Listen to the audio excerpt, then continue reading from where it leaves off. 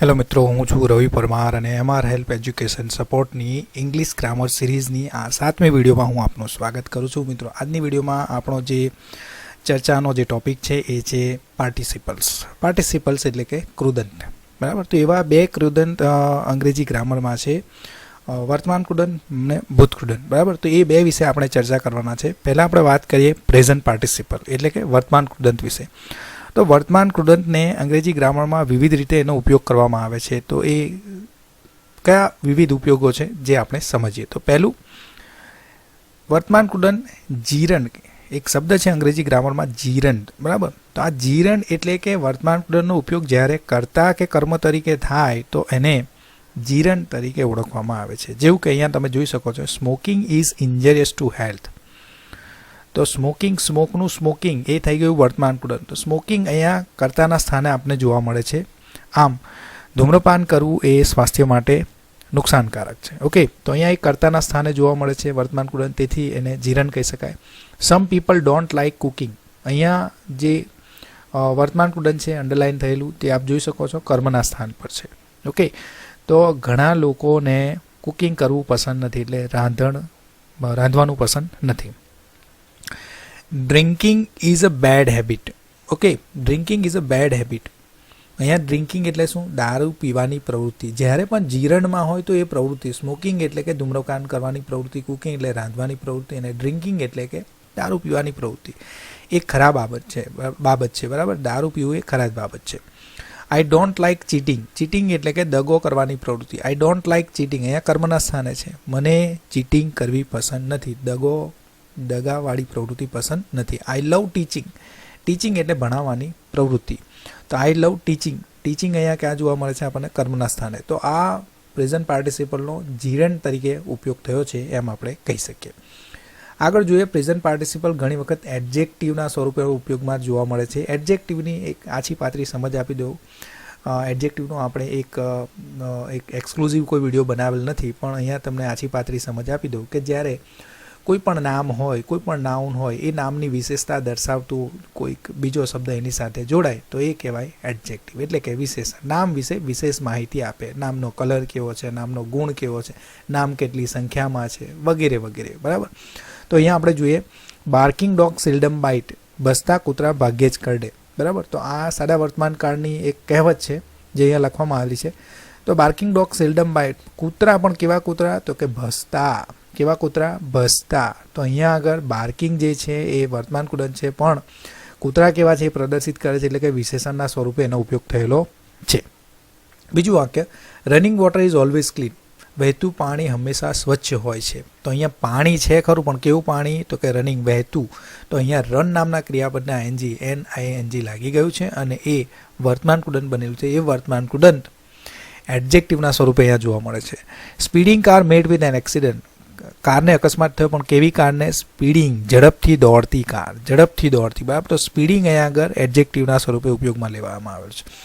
India is a developing country. India એ દેશ છે, પણ કેવો દેશ છે? ડેવલપિંગ. તો ડેવલપ નામના ક્રિયાપદનું વર્તમાન કૃદંત રૂપ એ અહીંયા એડજેક્ટિવનું કામ કરે છે. ઇન્ડિયા એ વિકાસશીલ દેશ છે. It was an interesting movie છે, પણ કેવી છે? તો કે રસપ્રદ. ઇન્ટરેસ્ટનું થયું છે ING લાગીને ઇન્ટરેસ્ટિંગ. ઓકે, તો આ વાત થઈ કે કેટલીક વખત પ્રેઝન્ટ પાર્ટિસિપલનો ઉપયોગ એડજેક્ટિવ તરીકે પણ થાય છે. હવે આગળ જોઈએ તો ઘણી વખત પ્રેઝન્ટ પાર્ટિસિપલ કેટલાક ખાસ પ્રકારના પ્રેપોઝિશન પછી જોવા મળે છે અને ફ્રેઝલ વર્બ પછી પણ જોવા મળે છે, જેની આપણે ચર્ચા કરીએ. Don't disturb me by making noise. મને હેરાન કરશો નહીં. જો અહીંયા બાય નામનું જે એક પ્રેપોઝિશન છે એના પછી ING જોવા મળેલ છે. ઓકે, તો એ વર્તમાન કૃદંતનો આ રીતે પણ ઉપયોગ થાય છે. Don't disturb me by making noise. By પછી ING વાળું રૂપ આવે. તો આ ખાસ કરીને વર્બ ફોર્મની જે ખાલી જગ્યા હોય છે, જે આપણે કહી શકીએ કે માધ્યમિક વર્ગના જે વિદ્યાર્થીઓ એમના માટે ખાસ ઉપયોગી થઈ રહેશે. ઓકે, અને ઉચ્ચતર માધ્યમિકમાં પણ આ પ્રશ્ન પૂછાતા હોય છે વર્બ ફોર્મની ખાલી જગ્યામાં. Don't disturb me by making noise. I had done my homework before going to bed. જો હવે બિફોર પછી તરત જ શું જોવા મળે છે? ING વાળું રૂપ જોવા મળે. તો બિફોર પછી પણ ING. તો આ એક પ્રેપોઝિશન પછી પણ ING જોઈ શકો.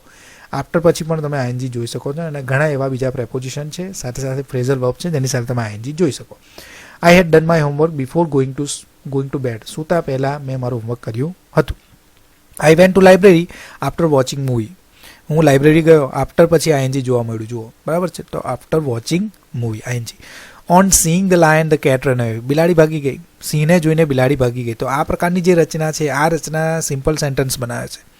એકચ્યુઅલી આપણે એવું કહી શકીએ the cat saw the lion, બિલાડીએ સિંહને જોયો, એન્ડ ધ કેટ રન અવે. તો એન્ડ વડે આ વાક્ય લખાય તો એ સેન્ટેન્સ કહેવાય કમ્પાઉન્ડ સેન્ટેન્સ, બરાબર. પણ જ્યારે એ વાક્યને on seeing the lion the cat run away એ રીતે લખવામાં આવે તો એ સિમ્પલ સેન્ટેન્સ બની જાય, સાદું વાક્ય.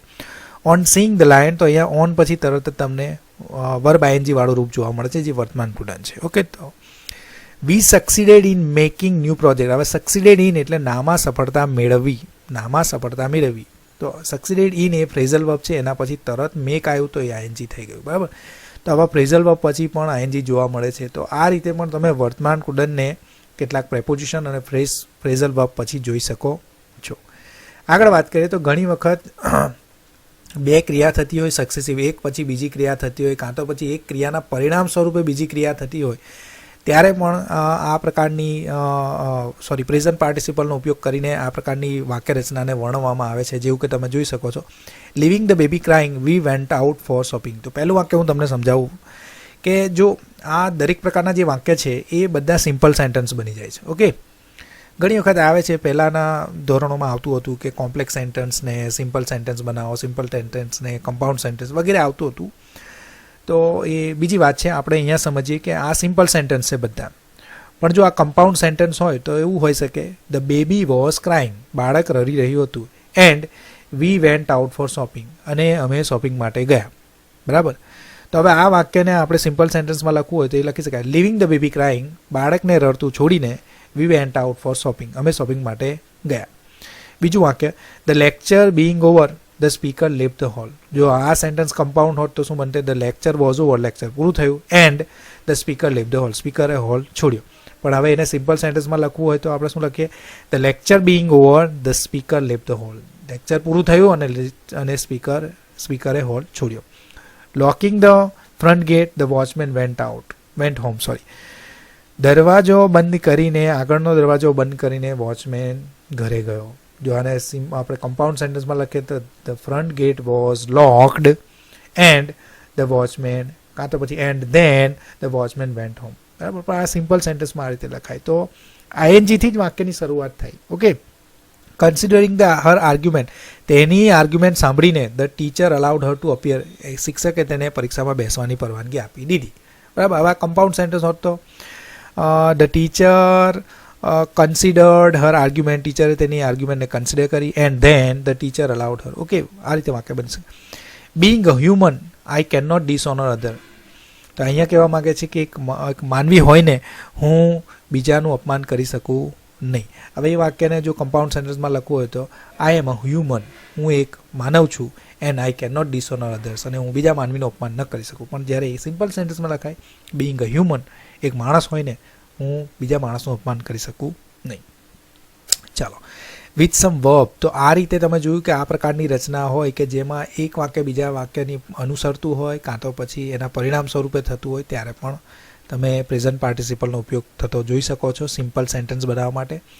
અને કેટલાક વર્બ સાથે, વર્બ પછી તરત જ તમને આઈએનજીનું સ્વરૂપ જોવા મળશે. જેવું કે my father avoids driving in the night, મારા પિતાજી ટાળે છે, શું ટાળે છે, ડ્રાઇવિંગ ઇન ધ નાઇટ, રાત્રે ડ્રાઇવિંગ કરવાનું. ટુ ડ્રાઈવ નહીં આવે, શું આવશે, ડ્રાઇવિંગ. તો યાદ રાખવાનું રહે કે અવોઇડ નામનું ક્રિયાપદ છે, એના પછી આઈએનજી વાળું રૂપ જ આવે, ટુ વાળું રૂપ ન આવે. We enjoyed fishing in the lake, અમે મજા માણી, શાની મજા માણી ભાઈ, તો ફિશિંગ ઇન ધ લેક, માછીમારી કરવાની, મીન્સ તળાવમાં માછલી પકડવાની મજા માણી. Stop talking and do your work, stop પછી હંમેશા આઈએનજી જોવા મળે, વાત કરવાનું બંધ કરો અને તમારું કામ કરો. રિયા સ્ટાર્ટેડ પછી ING, Riya started writing the answer as she received. રિયાને જેવી સપ્લિમેન્ટરી મળી એવું તરત જ એણે જવાબ લખવાનું શરૂ કરી દીધું. તો આ કેટલાક ખાસ પ્રકારના વર્બ પછી પણ તમને આઈએનજી જોવા મળશે. હવે વાત કરીએ પાસ્ટ પાર્ટિસિપલ. પાસ્ટ પાર્ટિસિપલ માટે ઘણું બધું કહી શકાય, પણ અહીંયા આગળ જે આપણે સમજવાનું છે એ પાસ્ટ પાર્ટિસિપલ એડજેક્ટિવ તરીકે ઉપયોગમાં લેવામાં આવે તો કઈ રીતે ઉપયોગમાં લેવાય જુઓ. We should not eat too much fried food, આપણે વધુ પડતું ફ્રાઈડ ફૂડ, તળેલું, હવે લુ લા લુ એવું બધું કહેવામાં આવે છે ગ્રામરમાં, પણ આપણે એ રીતે જોવું નથી. પ્રેઝન્ટ પાર્ટિસિપલ જ્યારે એડજેક્ટિવ તરીકે વપરાય તો તા તું એવું બધું કંઈક આવે છે, પણ એ જોવાનું નથી. આપણે એને યોગ્ય રીતે સમજવાનું છે કે આપણે તળેલું ખાવું જોઈએ નહીં. તો તળેલું ફૂડ, પણ કેવું ફૂડ? તો કે તળેલું એડજેક્ટિવ છે, એટલે ભૂતકૃદનનો એડજેક્ટિવ તરીકે ઉપયોગ. હી રિપેર્ડ બ્રોકન રિસ્ટ વોચ. તેણે ઘડિયાળને રિપેર કર્યું, કાંડા ઘડિયાળને રિપેર કર્યું, પણ કાંડા ઘડિયાળ કેવું? બ્રોકન. તૂટેલું કાંડા ઘડિયાળ, તો એ એડજેક્ટિવ છે. બ્રોકન એ એડજેક્ટિવ છે. Broken. Okay. USA and China are develop country. US અને ચાઇના કેવા દેશ છે? દેશ તો છે, પણ કેવા છે? ડેવલપ્ડ, વિકસિત, ડેવલપ્ડ. આ ભૂતકૃદનનું રૂપ છે. The man reveal the hidden truth. માણસે હિડન ટ્રુથ એટલે સંતાયેલું જે સત્ય હતું એ બહાર કાઢ્યું. બરાબર, સંતાયેલું સત્ય બહાર પાડ્યું. ઓકે.